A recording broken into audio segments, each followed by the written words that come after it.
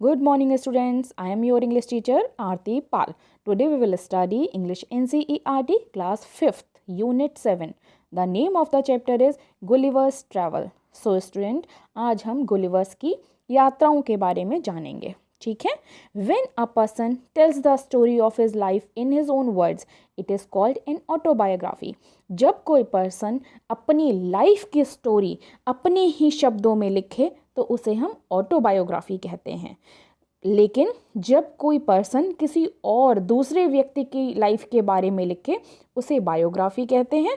और जब कोई पर्सन अपनी लाइफ के बारे में अपने ही शब्दों में लिखे उसे हम ऑटोबायोग्राफी कहते हैं. तो बायोग्राफी का मतलब आपको क्लियर हो गया. Bio means person, graphy means लिखना और ऑटो मीन्स खुद. किसी की लाइफ के बारे में कुछ लिखना बायोग्राफी, अपनी लाइफ के बारे में अपने आप लिखना autobiography. So Gulliver a sailor. Gulliver जो कि एक सेलर था, was once caught in the land of giants. एक बार वह राक्षसों वाले एरिया में फंस गया. This is how he describes his experience. तो आगे इस स्टोरी में हम पढ़ने वाले हैं कि उसका एक्सपीरियंस कैसा रहा. तो बेटा ये ट्रू फैक्ट है ये गुलिवर के बारे में. जो भी हम स्टोरी में पढ़ने वाले हैं वो गुलिवर के साथ एक्चुअल में हुआ था. तो कब हुआ था? Let's start to read the story. On the 16th of June 1730 we discovered land. Gulliver बताते हैं कि 16 जून 1730 को उन्होंने एक लैंड की खोज की. एक ऐसी जगह पर पहुँचे जहाँ पर our captain sent a dozen man with vessels for water. जहाँ पर हमारे कैप्टन ने 1 दर्जन आदमियों को भेजा पानी के लिए कि अपने अपने वेसल्स, अपनी अपनी बॉटल्स, अपने अपने पॉट्स लेकर जाओ जिसमें पानी लेकर आना है. If any could be found, और वहाँ पर कोई भी मिले. When we came to land, we saw no river. जहाँ पर हम आए वहाँ पर हमने देखा कि वहाँ कोई रिवर नहीं थी, कोई भी झरना, स्प्रिंग मीन्स झरना, वहाँ पर कोई भी स्प्रिंग नहीं था और ना ही वहाँ पर कोई रहने वाला था. इनहैबिटेंट्स, मैं आपको पहले भी बेटा कई बार बता चुकी हूँ, इनहैबिटेंट्स मीन्स होता है निवासी, रहने वाले लोग. तो उन्होंने देखा कि वहाँ पर कोई भी इनहैबिटेंट नहीं था. I went on to explore. अब गुलिवर कहते हैं कि मैं और दूर गया. The country was barren and rocky. Barren means होता है बंजर. बंजर मीन्स एक ऐसी ज़मीन जिस पर किसी भी फसल को ना उगाया जा सके. तो वो कहते हैं गुलिवर कि कंट्री बैरन, बंजर और पथरीली थी. I turn back to join the crew. मैं अपने क्रू को ज्वाइन करने के लिए वापस आ रहा था. Only to see them getting into the boat and rowing for life to get to the ship. तो मैं अपनी शिप की तरफ अपने क्रू को ज्वाइन करने के लिए जा रहा था. Before I could reach them, इससे पहले कि मैं अपने क्रू के पास पहुंच पाता, उससे पहले ही आई ऑब्जर्व्ड, मैंने ऑब्जर्व किया, a huge creature walking after them. कोई बहुत विशाल सा क्रीचर उसका पीछा कर रहा है इन द सी, उस सी में. As fast as he could, जितनी तेज़ वो दौड़ सकता था उतनी तेज़ वो उसका पीछा कर रहा था. The water of the ocean reached only till his knees. अब जो ओशियन का पानी था वो उसकी नीज तक पहुंच चुका था. However, the monster was unable to overtake the speeding boat. जबकि इसलिए मॉन्स्टर जो है वो बोट इतनी तेजी से स्पीड में थी कि वो उसको ओवरटेक नहीं कर पाया. आई टर्न बैक क्विकली. मैं जल्दी से मुड़ा और जल्दी से climbed up a steep hill with fields of barley on either side and the corn rising up to 40 feet. अब वो गुलिवर कहता है कि मैं जल्दी से क्विकली मुड़ा और मैं एक स्टीप हिल, एक पहाड़ी पर चढ़ गया जहाँ पर खेत थे, विद फील्ड्स, जहाँ पर खेत थे, ऑफ बार्ले, जहाँ पर बार्ले मीन्स होता है बेटा जौ, barley on either side of the corn. तो वो कहते हैं कि मैं एक ऐसी हिल पर चढ़ गया जहाँ पर खेत थे. आपको पता ही होगा बेटा खेतों में फसलें उगती हैं. तो वो कह रहे हैं कि मैं एक ऐसे फील्ड में पहुँचा जहाँ एक तरफ जौ उगे थे और जहाँ एक तरफ मक्का, कॉर्न मीन्स मक्का, उगी हुई थी और मक्का की जो हाइट थी वो 40 फीट हाइट थी. There was a fence to pass from one field to other.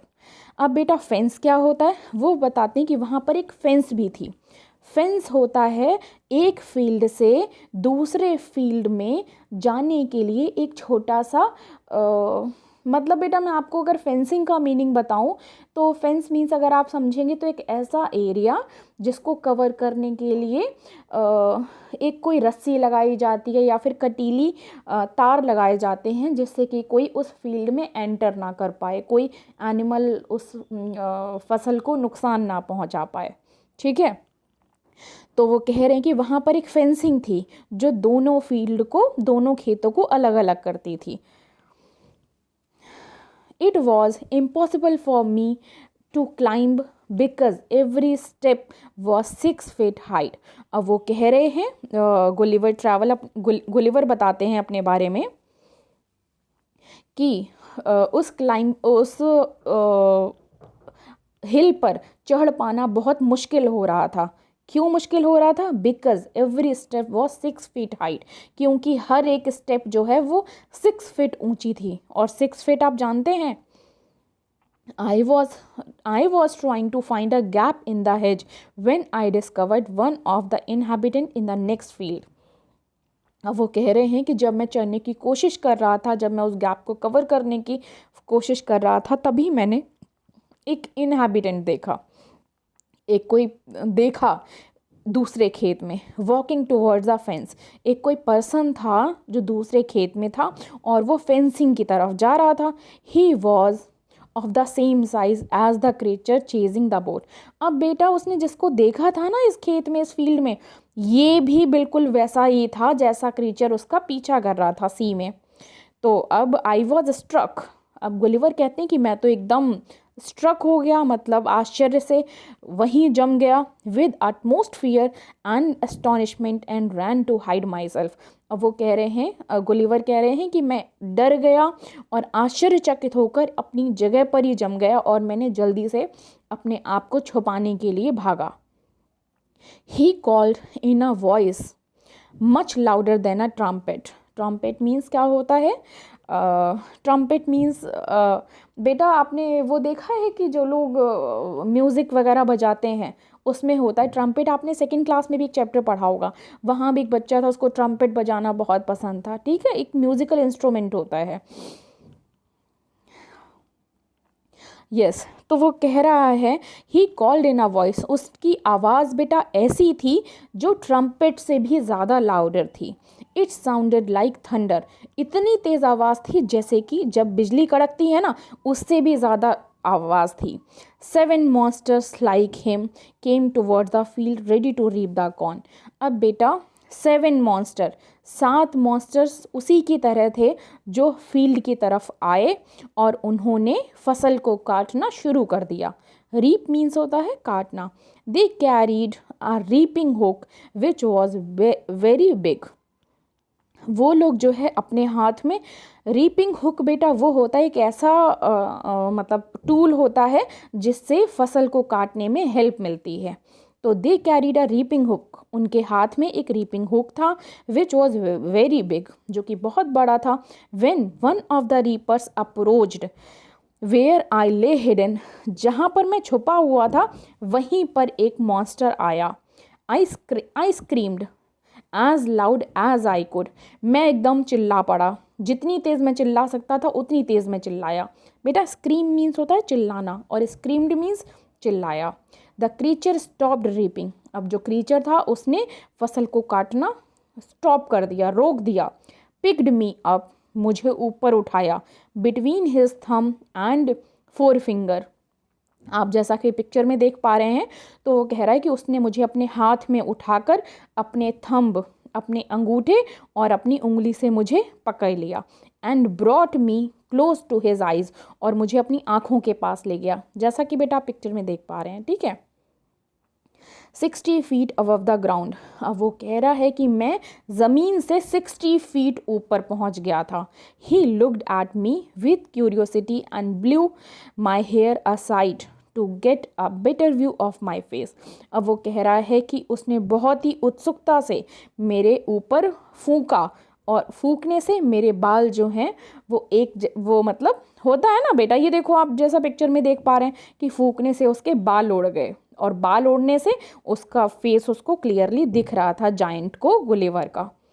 He called his friends and gently placed me on the ground. इसके बाद उस जायंट ने अपने फ्रेंड्स को बुलाया बहुत और आराम से उस गुलिवर को ज़मीन पर रख दिया। They all set on the ground. अब वे सभी जो हैं ज़मीन पर ही बैठ गए to take a good look at me, और मुझे अच्छी तरह से देखने लग गए। आई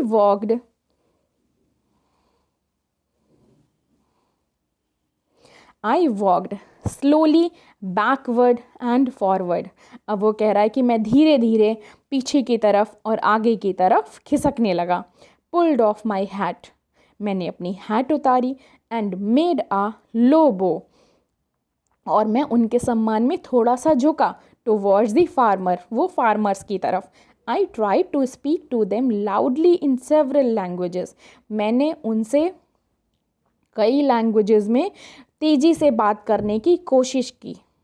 each time I did so the farmer who picked me up held his ear very close to me but in when.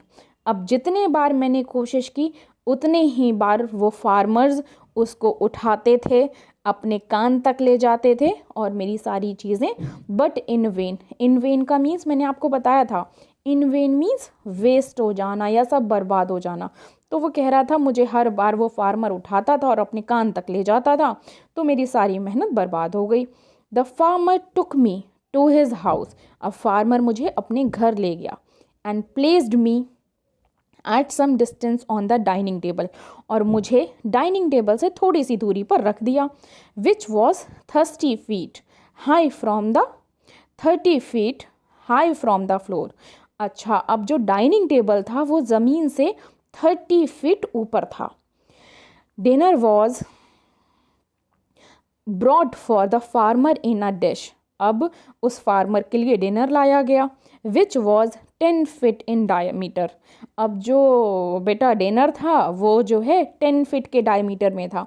Diameter क्या होता है बेटा? डायमीटर जब आप मैथ्स की क्लास लेंगे तो डायमीटर आपको वहाँ पर समझ में आएगा कि जो फुल सर्कल होता है उसको हम डायमीटर बोलते हैं, जो उसी फुल सर्कल का हाफ हो जाता है उसे हम रेडियस बोलते हैं। मैथ्स क्लास में आपको क्लियर हो जाएगा डायमीटर, वहाँ से आपको ज़्यादा क्लियर समझ आएगा, बट यहाँ पर आप डायमीटर का मतलब समझो राउंड। तो वो कह रहे हैं कि जो डिश थी वो 10 feet की डायमीटर की थी। The farmer's wife crumbled means होता है टुकड़े, छोटे छोटे टुकड़े कर देना। फार्मर की वाइफ ने crumbled some bread and placed it before me. अब फार्मर की वाइफ ने ब्रेड के टुकड़ों को छोटा छोटा टुकड़ों में करके और मेरे सामने रख दिया। ये गुलिवर बता रहे हैं कि मेरे लिए, गुलिवर के साथ ऐसा हुआ। In the middle of the dinner करने के बीच में ही I heard a noise behind me. मैंने अपने पीछे से एक आवाज़ सुनी। It was the purring of a cat. बेटा कैट के साउंड को, अभी तक तो आपने ये पढ़ा होगा कि कैट के साउंड को म्याऊ बोलते हैं, जिसकी स्पेलिंग होती है MEW, म्याऊ, ठीक है। लेकिन अब आप यहाँ पर एक वर्ड और सीख लें कि कैट का साउंड म्याऊ भी होता है और पर भी होता है, PUR। तो वो कह रहे हैं कि मैंने अपने पीछे से एक कैट की आवाज़ सुनी। That was 10 times larger than a ox. अब वो जो कैट थी ना बेटा, वो ऑक्स से 10 गुना ज़्यादा बड़ी थी। The farmer's wife was stroking him. Farmer की वाइफ ने उस बिल्ली के ऊपर हाथ फिराया। Then entered the farmer's 1 year old son in the arms of a lady. इसके बाद फार्मर जो है अपने 1 साल छोटे बेटे को अपने हाथ में वो लेकर आई। ऑन सीइंग मी, मुझे देखते हुए, the child grabbed me. Grab means होता है बेटा, ग्रैब मीन्स होता है कैच कर लेना, ठीक है, या फिर जल्दी से पकड़ लेना, पिक करना। तो उस बच्चे ने जल्दी से मुझे पकड़ा from the table and put my head into his mouth. अब उस बच्चे ने जल्दी से मुझे पकड़ के मेरा सर जो है अपने मुंह में रख लिया। I shouted so loudly. अब मैं बहुत तेज़ी से चिल्लाया। That the baby dropped me. इतनी तेज़ चिल्लाया कि बेबी मुझे छोड़ दे। I would have broken my neck if the mother had not held her apron under me. Okay, अब वो कह रहा है कि मेरी नेक ही टूट जाती अगर उसकी मदर जो है not held her apron under मी, अगर उसकी मदर जो है अपना एप्रन मेरे ऊपर ना रख देती तो वो मेरा सर ही खा लेता। Later she put me on her own bed, इसके बाद उसने मुझे अपने बेड पर रख दिया। And covered me with a clean white handkerchief, इसके बाद उसने मुझे सफ़ेद हैंकरचीफ से छुपा दिया। I slept dreaming of my home, और जब मैं वहाँ पर सोया तो मैं अपने घर का सपना देखने लगा। My wife and my children, मैं उस सपने में देख रहा था कि मेरी वाइफ है और मेरे बच्चे हैं। तो बेटा ये स्टोरी आपने पढ़ ली है गुलिवर्स ट्रैवल की। तो ये सच्ची कहानी है जो गुलिवर के साथ हुआ था। ठीक है, तो बेटा आपको ये स्टोरी क्लियर हो गई होगी। नेक्स्ट वीडियो में मैं आपको इनके वर्ड मीनिंग्स और क्वेश्चन आंसर सिखा दूंगी। Thank you and have a nice day.